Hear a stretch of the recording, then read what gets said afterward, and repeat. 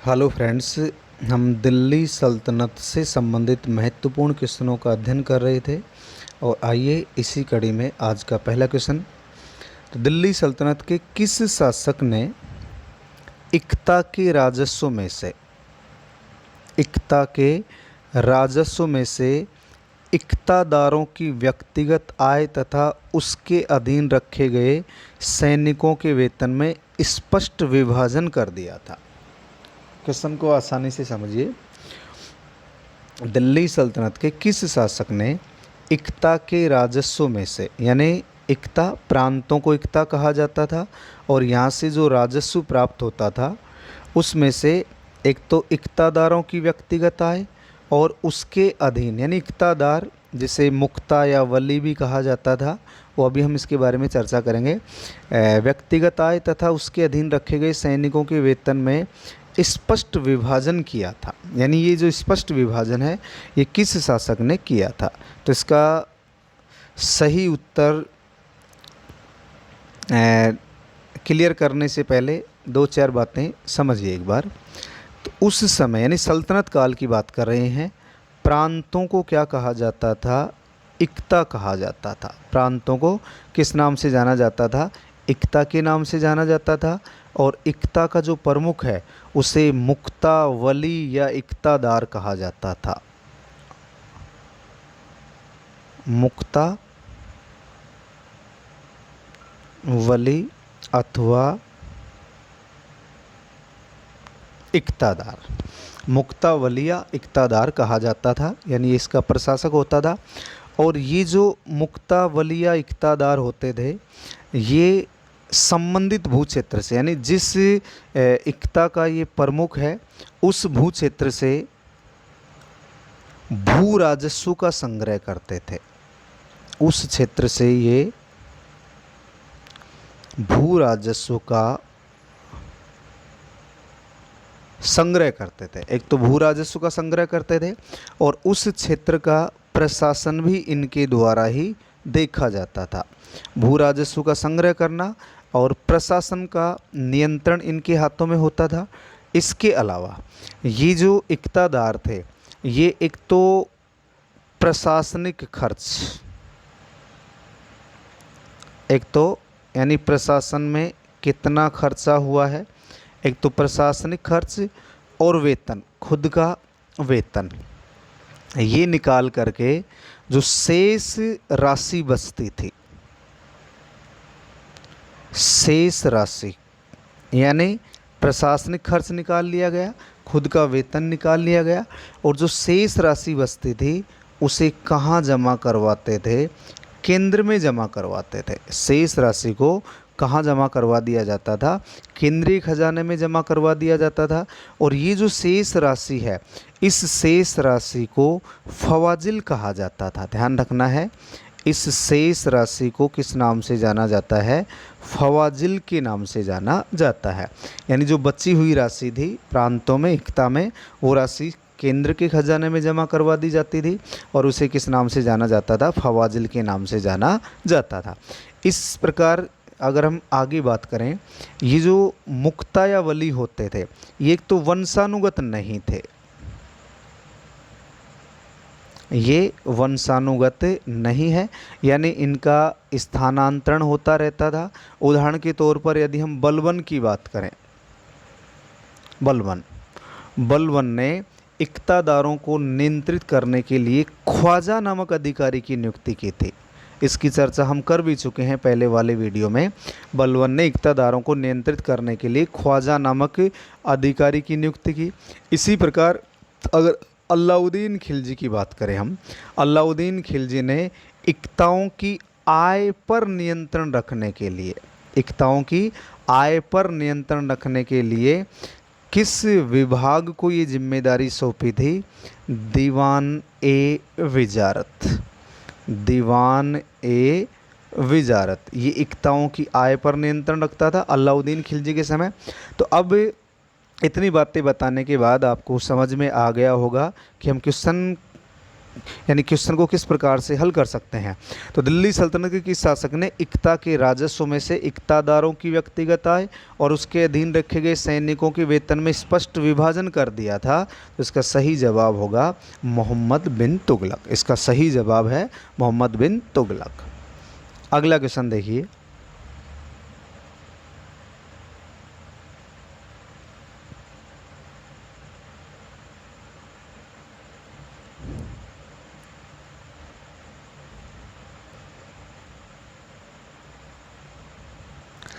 इसके बाद है, सल्तनत काल में प्रचलित इक्ता व्यवस्था से संबंधित कौन सा कथन सत्य नहीं है।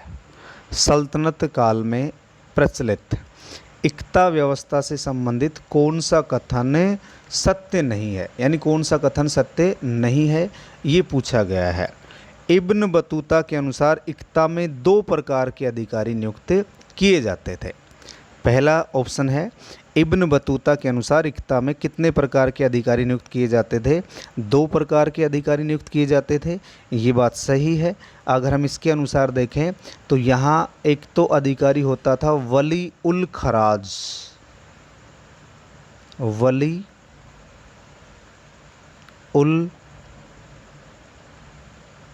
खराज, यानी इक्ता व्यवस्था से संबंधित कौन सा कथन सत्य नहीं है, ये पूछा गया है। तो इब्न बतूता के अनुसार तो इक्ता में 2 प्रकार के अधिकारी नियुक्त किए जाते थे। तो पहला अधिकारी तो कौन है, वली उल खराज। ये जो वली उल खराज है, इसका मुख्य कार्य क्या होता था, लगान वसूल करना। नाम से पता चल रहा है खराज। इसका कार्य क्या है, लगान वसूली। और दूसरा जो अधिकारी होता था वो होता था अमीर। दूसरा अधिकारी कौन होता था, अमीर होता था, और ये सेना की देख रेख करता था। इसका कार्य क्या था, इक्ता में सेना की देख रेख। तो इब्न बतूता के अनुसार इक्ता में 2 प्रकार के अधिकारी हैं। पहला है वली उल खराज, ये लगान वसूल करता था। दूसरा अधिकारी अमीर है, जो सेना की देख रेख का कार्य करता था। तो ये पहला ऑप्शन क्लियर हुआ। दूसरा ऑप्शन है, मोहम्मद बिन तुगलक ने इक्ता के सैनिकों का वेतन भी केंद्रीय खजाने से देने का प्रावधान किया। मोहम्मद बिन तुगलक ने इक्ता के सैनिकों का वेतन भी केंद्रीय खजाने से देने का प्रावधान किया था, ये बात भी सही है। तीसरा ऑप्शन है, फिरोज शाह तुगलक ने सैनिकों को वेतन के बदले में भूमि अनुदान देने की प्रथा फिर से शुरू कर दी। ये तीनों कथन सही हैं। इब्न बतूता ने इक्ता में 2 प्रकार के अधिकारी बताए हैं, अभी हमने बात की वली उल खराज और अमीर। और मोहम्मद बिन तुगलक ने इक्ता के सैनिकों का वेतन भी केंद्रीय खजाने से देने का प्रावधान किया। फिरोज तुगलक ने सैनिकों को वेतन के बदले में भूमि अनुदान देने की परंपरा को फिर शुरू कर दिया है। और लोधी काल में वली अथवा इक्तादार अत्यधिक कमज़ोर हो गए थे। लोधी काल में वली अथवा इक्तादार अत्यधिक कमज़ोर हो गए थे, ये बात गलत है, क्योंकि लोधी काल में वली और इक्तादार अत्यधिक शक्तिशाली हो गए थे। वली अथवा इक्तादार अत्यधिक शक्तिशाली हो गए थे और ये बड़ी बड़ी सेनाएं रखते थे। इक्तादार लोधी काल में बड़ी बड़ी सेना रखते थे और ये हाथियों को भी रखने लगे थे। हाथियों को रखते थे, बड़ी बड़ी सेना रखते थे। तो इसमें ऑप्शन डी सही हो जाएगा, कमज़ोर नहीं शक्तिशाली हो गए थे। अगला क्वेश्चन है,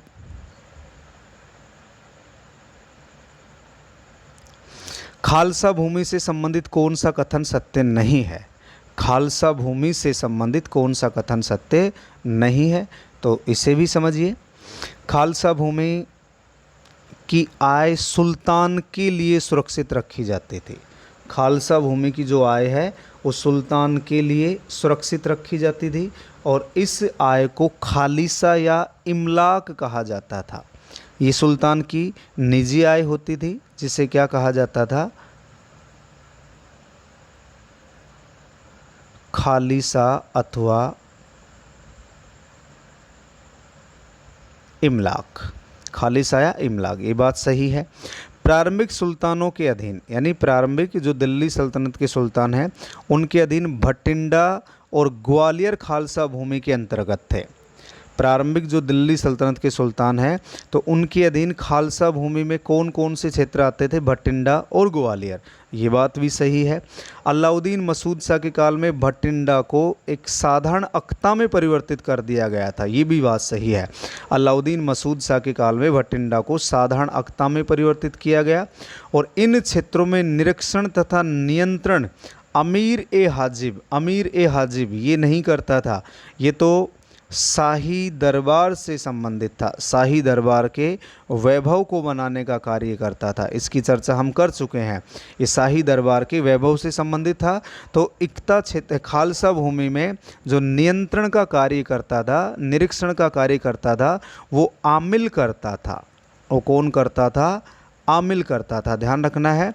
तो खालसा क्षेत्रों में नियंत्रण और निरीक्षण का कार्य आमिल नामक अधिकारी के द्वारा किया जाता था, अमीर ए हाजिब के द्वारा नहीं किया जाता था। तो इसका उत्तर होगा डी। अगला क्वेश्चन है, दिल्ली सल्तनत का वह शासक जिसने कृषि के विकास पर विशेष रूप से बल दिया। कृषि के विकास पर विशेष रूप से बल देने वाला दिल्ली सल्तनत का सुल्तान कौन था? तो इसमें उत्तर तो हो जाएगा मोहम्मद बिन तुगलक। उत्तर क्या होगा इसमें? मोहम्मद बिन तुगलक। अगर हम मोहम्मद बिन तुगलक की बात करें, इसने कृषि या किसानों को सहायता प्रदान करने के लिए अनेक प्रयास किए। जैसे इसने दीवान ए अमीर कोही कृषि विभाग की स्थापना कर दी थी। दीवान ए अमीर कोही कृषि विभाग की स्थापना कर दी गई थी। इसी के द्वारा अकाल संहिता तैयार करवाई गई। ये पहला शासक था जिसने अकाल संहिता तैयार करवाई और इसी प्रकार इसने किसानों को कृषि ऋण जिन्हें क्या कहा जाता है? कृषि ऋण दिए, जिन्हें क्या कहा जाता है? तकावी कहा जाता है, जिसकी हम चर्चा कर चुके हैं। तो इसका सही जवाब होगा मोहम्मद बिन तुगलक।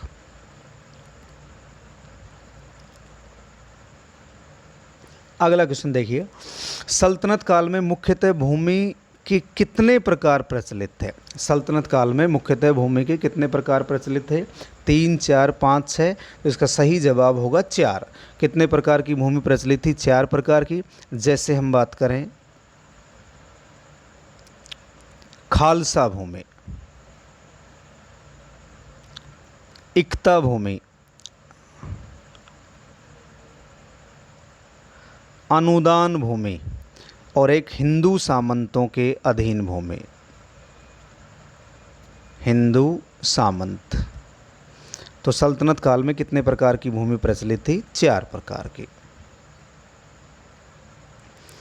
अगला क्वेश्चन है, सल्तनत काल में राजा के द्वारा प्रदान की गई अनुदान भूमि को क्या कहा जाता था? सल्तनत काल में राजा के द्वारा प्रदान की गई अनुदान भूमि को क्या कहा जाता था? यानी राजा जो अनुदान में भूमि देता था उस भूमि को तो मिल्क कहा जाता था। क्या कहा जाता था? मिल्क। सल्तनत काल में राजा के द्वारा प्रदान की गई अनुदान भूमि को क्या कहा जाता था? मिल्क। एक शब्द हमारे सामने वक्फ, ये धर्म की सेवा के आधार पर भूमि प्रदान की जाती थी। धर्म की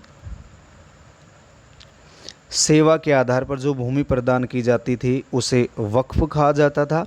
मदद ए मास, ये एक तरीके से पेंशन भूमि थी, पेंशन के रूप में। ये किस प्रकार की भूमि है? पेंशन भूमि है। और फवाजिल, ये अधिशेष, अभी इसकी हम चर्चा कर चुके हैं। अधिशेष यानी इक्तादार अपना खर्चा काटकर प्रशासनिक खर्चा निकालकर जो शेष बचता था उसे केंद्रीय खजाने में जमा करवा देता था, उसे फवाजिल कहा जाता था। फवाजिल का मतलब क्या हुआ? अधिशेष। तो इसका सही जवाब हो जाएगा मिल्क। अगला क्वेश्चन देखिए, निम्न में से कौन सा कथन सत्य नहीं है? कौन सा कथन सत्य नहीं है?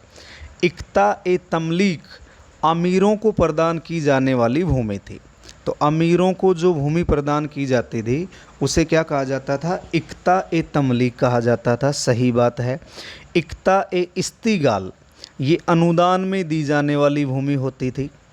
देखिए, इस प्रकार के क्वेश्चन डालने का उद्देश्य यही है कि एक क्वेश्चन से हमें कई क्वेश्चन क्लियर हों, हमारे कई क्वेश्चन क्लियर हों। कई का मतलब 4 लाइनें तो क्लियर हो ही रही हैं, इसके अलावा जो व्याख्यात्मक पद्धति से जो आपको बताया जा रहा है उससे भी कई क्वेश्चन क्लियर हो पा रहे हैं।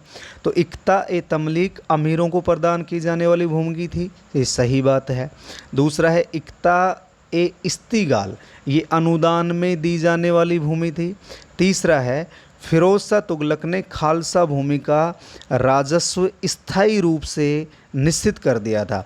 यद्यपि खालसा भूमि का जो सर्वाधिक विस्तार है, खालसा भूमि का सर्वाधिक विस्तार तो किसके समय होता है? अलाउद्दीन खिलजी के समय। सर्वाधिक विस्तार किसके समय होता है? अलाउद्दीन खिलजी के समय। तो फिरोज शाह तुगलक ने खालसा भूमि का राजस्व स्थायी रूप से निश्चित कर दिया था कि इतना राजस्व तो जमा करवाना ही पड़ेगा। और ये चौथा ऑप्शन है, उसरी भूमि से 1/20 भाग भू राजस्व के रूप में लिया जाता था। उसरी भूमि एक तो ध्यान रखना है, ये किसकी भूमि है? मुसलमानों की भूमि है। उसरी भूमि किसकी भूमि कहलाती है? मुसलमानों की भूमि। और यहाँ 1/20 नहीं 1/10 भाग भू राजस्व के रूप में लिया जाता था। तो ऑप्शन होगा डी।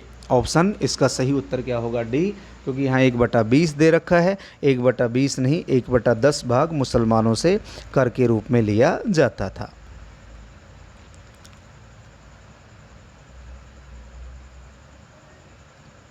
अगला क्वेश्चन देखिए, सल्तनत काल में किस प्रकार की भूमि पर लगान वसूली का कार्य शक्ति प्रयोग द्वारा ही संभव होता था? सल्तनत काल में, आराम से समझिए क्वेश्चन को, सल्तनत काल में किस प्रकार की भूमि पर लगान वसूली का कार्य शक्ति प्रयोग द्वारा ही संभव होता था? अभी हमने चर्चा की है, जो उसरी भूमि है ये तो किसकी है? मुसलमानों की भूमि। यानी जिस भूमि पर मुसलमान का अधिकार है, मुसलमानों का अधिकार है, वो उसरी भूमि कहलाती है। और यहाँ से कर कितना लिया जाता था? 1/10 भाग। दूसरा ऑप्शन है इक्ता भूमि। अभी हमने बात की है प्रांतों को इक्ता कहा जाता था और ये वेतन के बदले में भूमि दी जाती थी। खालसा भूमि ये केंद्र के अधीन होती थी। खालसा भूमि केंद्र के अधीन। तो इसका सही जवाब हो जाएगा मवास भूमि। इसका सही जवाब क्या होगा? मवास भूमि। क्योंकि इस क्षेत्र में लगान वसूल करना अत्यधिक कठिन कार्य होता था। लगान वसूल करना अत्यधिक कठिन कार्य था, इसीलिए यहाँ शक्ति का प्रयोग करके ही लगान वसूल किया जाता था। इसके बाद देखिए अगला क्वेश्चन है,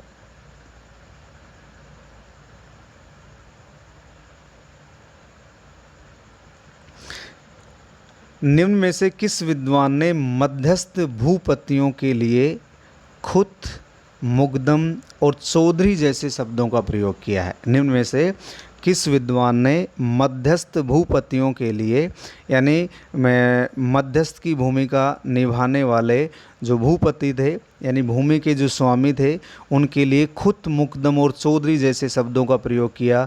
इसका सही जवाब होगा जियाउद्दीन बर्ने।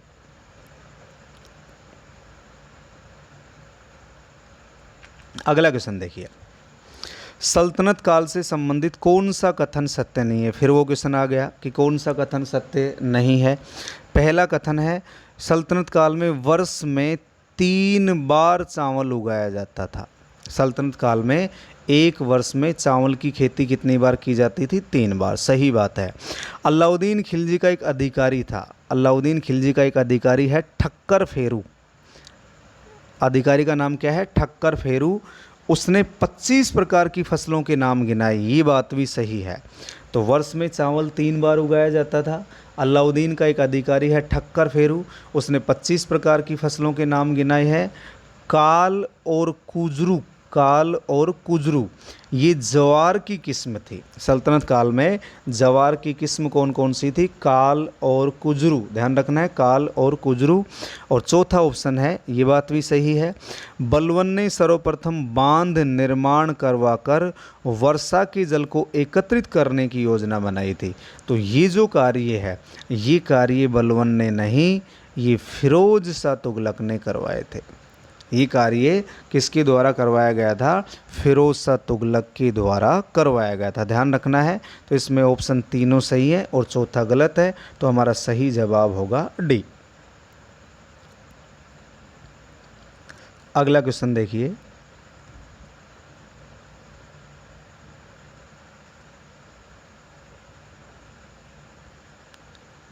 सोलहवीं शताब्दी में रहट, रहट क्या होता था? यानी प्राचीन भारत में गहरे कुओं से पानी निकालने के लिए रहट तकनीकी का प्रयोग किया जाता था। प्राचीन भारत में भी गहरे कुओं से पानी निकालने के लिए रहट का प्रयोग किया जाता था। अब क्वेश्चन पूछा गया कि 16वीं शताब्दी में रहट का सर्वप्रथम विस्तृत विवरण किसने किया है?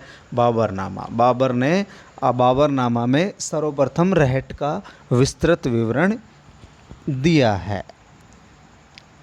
अगर इससे संबंधित हम और बात करें, आपने नाम सुना है मलिक मोहम्मद जायसी। मलिक मोहम्मद जायसी, जिन्होंने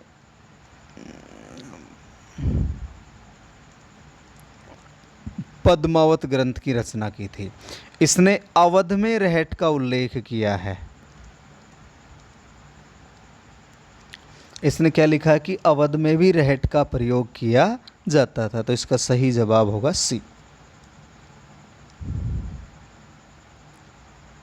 अगला क्वेश्चन देखिए, सल्तनत कालीन राजस्व व्यवस्था से संबंधित कौन सा कथन सही नहीं है? फिर वैसा ही क्वेश्चन आ गया है। तो ऐसे क्वेश्चनों को देख के हमें घबराना नहीं है, एक ही क्वेश्चन से 4 क्वेश्चन क्लियर हो रहे हैं।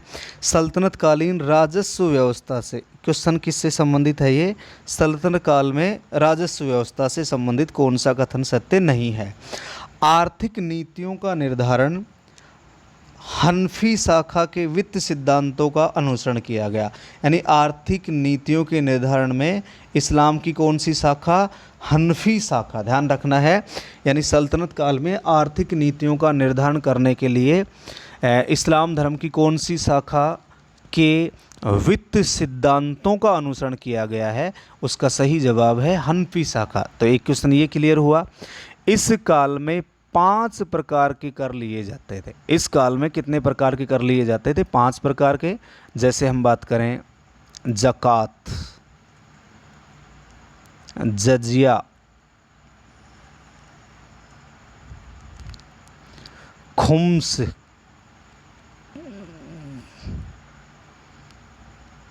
खराज, और एक होता था उस्र। सल्तनत काल में मुख्य रूप से कितने प्रकार के कर लिए जाते थे? 5 प्रकार के कर लिए जाते थे। ये बात भी सही है। इनकी हम चर्चा करेंगे, आगे चर्चा करेंगे इनकी भी। भूमि की पैमाइश को मसाहत कहा जाता था। भूमि की पैमाइश जो की जाती थी उसे मसाहत कहा जाता था। और हमें ये भी ध्यान रखना है, जो भूमि की पैमाइश की जाती है, भूमि की पैमाइश करवाने वाला पहला शासक अलाउद्दीन खिलजी था। पहला शासक कौन था? अलाउद्दीन खिलजी था। और भूमि की पैमाइश के लिए जो इकाई माना गया वो 1 बिस्वा को माना गया। 1 बिस्वा, 1 बिस्वा को इकाई माना गया। और जो 1 बिस्वा है ये बीघा का 1/20 भाग होता है। बीघा का 1/20वां भाग होता है भाई, इतना ध्यान रखना है।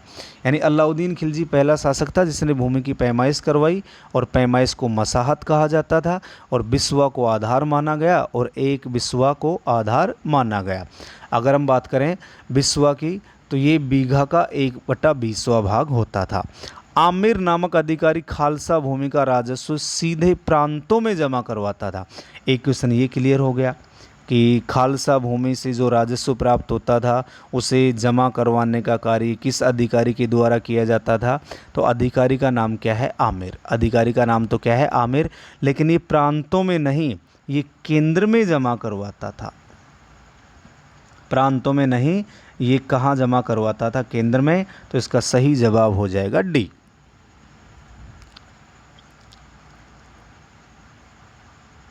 अगला क्वेश्चन देखिए, खुम्स कर अथवा माल ए गनीम है। तो खुम्स कर का एक अन्य नाम क्या है? माल ए गनीम है। खुम्स कर का एक अन्य नाम क्या है? माल ए गनीम है। खुम्स कर का अन्य नाम क्या है? माल ए गनीम है। तो खुम्स कर से संबंधित कौन सा कथन सत्य नहीं है? फिर नहीं है पूछा गया है। तो खुम्स कर में राज्य का हिस्सा 1/5 भाग होता था और सैनिकों का हिस्सा 4/5 भाग। ये सही बात है।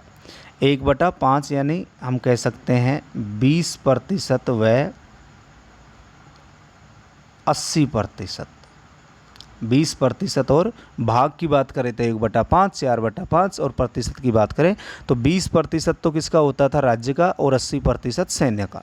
यानी संबंधित सेना का जो ये खुम्स कर यानी जो माल खजाना लूट करके लाते थे, जिन्हें ज़मीन में गड़ा हुआ धन प्राप्त होता था। अलाउद्दीन खिलजी मोहम्मद बिन तुगलक ने खुम्स कर का 4/5 भाग हिस्सा स्वयं लिया। ये बात भी सही है। जबकि इस्लाम के नियमों के अनुसार राज्य का हिस्सा 1/5 होता था और अलाउद्दीन खिलजी व मोहम्मद बिन तुगलक ने खुम्स कर का कितना हिस्सा लिया है? 4/5 भाग। सिकंदर लोदी ने गड़े हुए खजाने से कोई हिस्सा नहीं लिया। ये बात भी सही है। सिकंदर लोदी ने गड़े हुए खजाने से कोई हिस्सा नहीं लिया। और ऑप्शन डी है, फिरोज शाह तुगलक ने खुम्स कर का 30% भाग वसूल किया। 30% नहीं, 20% भाग, यानी इसने वापस बदल दिया। तो 20% अथवा क्या कह सकते हैं हम? 1/5 भाग। तो इसका सही जवाब हो जाएगा डी।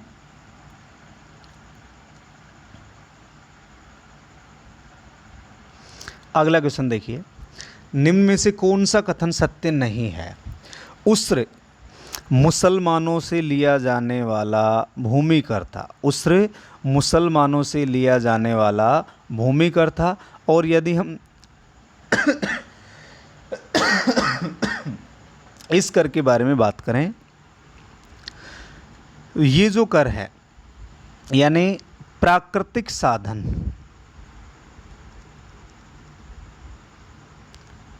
प्राकृतिक साधनों द्वारा जहाँ सिंचाई होती थी वहाँ पैदावार का कितना प्रतिशत हिस्सा लिया जाता था कर के रूप में? 10%। यानी जहाँ प्राकृतिक साधनों से सिंचाई की जाती थी वहाँ पैदावार का 10% लिया जाता था, और जहाँ कृत्रिम साधनों से सिंचाई की जाती थी, कृत्रिम साधनों से जहाँ सिंचाई होती थी वहाँ पैदावार का 5% हिस्सा लिया जाता था। ध्यान रखना है। यानी उस्र भूमि मुसलमानों की भूमि है और उसरी भूमि मुसलमानों की है, और इस भूमि पर जो कर लिया जाता है वो उस्र कर हो गया, मुसलमानों से लिया जा रहा है। और जहाँ सिंचाई प्राकृतिक साधनों से होती है वहाँ 10%, और जहाँ कृत्रिम साधनों से होती है वहाँ कितने प्रतिशत लिया जाता था? 5% लिया जाता था। अगला क्वेश्चन देखिए, सॉरी अभी इसको हमें कवर करना है। खराज गैर मुसलमान से लिया जाने वाला भूमि कर है। खराज गैर मुसलमान से लिया जाने वाला भूमि कर है। तो इसकी दर सामान्यतः 1/3 भाग होती थी, लेकिन अलाउद्दीन खिलजी मोहम्मद बिन तुगलक ने 1/2 भाग के रूप में वसूल किया, यानी उपज का 50%, और इसका नियम होता था उपज का 33%। तो 1/3 या 1/2 भाग, ये बात भी सही है, ये भी सही है। ज़कात कर मुसलमान से उनकी संपत्ति का 2.5% वसूल किया जाता था। जो ज़कात कर है ये मुसलमान से उसकी संपत्ति का 2.5% के हिसाब से वसूल किया जाता था। ये बात भी सही है। भारत में जजिया कर की शुरुआत अलाउद्दीन खिलजी के द्वारा की गई। ये बात गलत है, क्योंकि भारत में जजिया कर की शुरुआत 712 ईस्वी में मोहम्मद बिन कासिम के द्वारा की गई थी। मोहम्मद बिन कासिम, भारत में जजिया कर की शुरुआत, मोहम्मद बिन कासिम भारत पर सफल आक्रमण करने वाला पहला मुसलमान आक्रमणकारी था, और ये अरब से भारत आया था, यानी सऊदी अरब से भारत आया था, और इसने सर्वप्रथम सिंध में जजिया कर की शुरुआत की थी। तो ये गलत हो जाएगा, इसका सही जवाब होगा मोहम्मद बिन कासिम।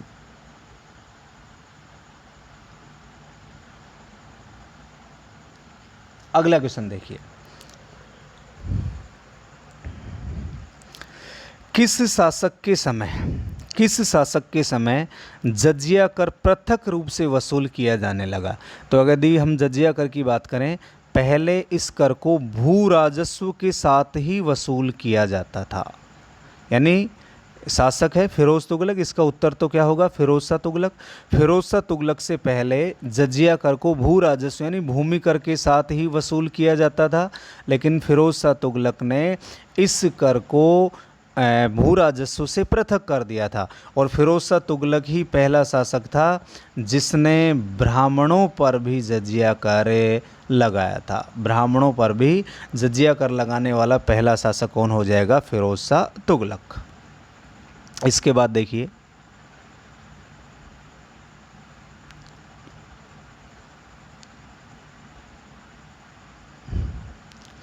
सल्तनत काल में अतिरिक्त कर या उपकर को किस नाम से जाना जाता था? सल्तनत काल में अतिरिक्त कर या उपकर को किस नाम से जाना जाता था?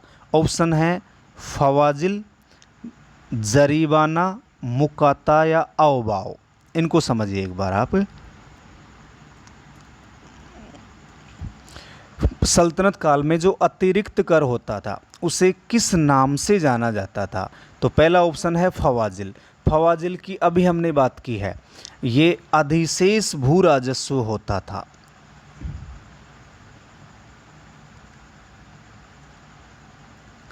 अधिशेष भू राजस्व यानी प्रांतों से संबंधित अभी हम चर्चा कर चुके हैं। तो फवाजिल तो क्या होता था? अधिशेष भू राजस्व। जरीबाना क्या होता था? ये भूमि सर्वेक्षण शुल्क होता था। भूमि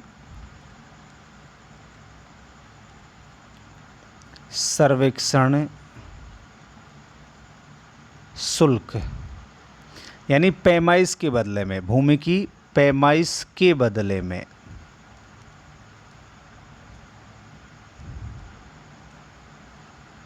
भूमि की पैमाइश के बदले में जरीबाना शुल्क लिया जाता था, अर्थात भूमि सर्वेक्षण शुल्क। तो फवाजिल तो क्या हो गया? अधिशेष भू राजस्व जो प्रांतों से संबंधित है। जरीबाना क्या हो गया? यानी भूमि की पैमाइश के बदले में जो सर्वेक्षण शुल्क लिया जाता था उसे जरीबाना कहा जाता था। इसके बाद शब्द है मुकाता। मुकाता अथवा इजारेदारी। मुकाता को ही क्या कहा जाता है? इजारेदारी। तो इसका अर्थ क्या होता है? ठेकेदारी पर जो राजस्व वसूल करने की व्यवस्था होती थी। ठेकेदारी पर राजस्व वसूली का कार्य, राजस्व वसूली का कार्य, ठेकेदारी पर राजस्व वसूली का कार्य मुकाता, इजारेदारी या मुक्ता भी कहा जाता है। इसे क्या कहा जाता है? मुक्ता भी कहा जाता है। तो फवाजिल ये शेष अधिराजस्व हो गया, जरीबाना पैमाइश के बदले में भूमि का सर्वेक्षण शुल्क हो गया, मुकाता इजारेदारी या मुक्ता यानी ठेकेदारी पर राजस्व वसूली का कार्य, राजस्व वसूल करना ठेकेदारी पर, इसे मुकाता कहा जाता है। तो हमारा सही जवाब हो जाएगा अबवाब। तो सल्तनत काल में जो अतिरिक्त कर होता था और जो उपकर होता था उसे किस नाम से जाना जाता था? अवबाव के नाम से जाना जाता था।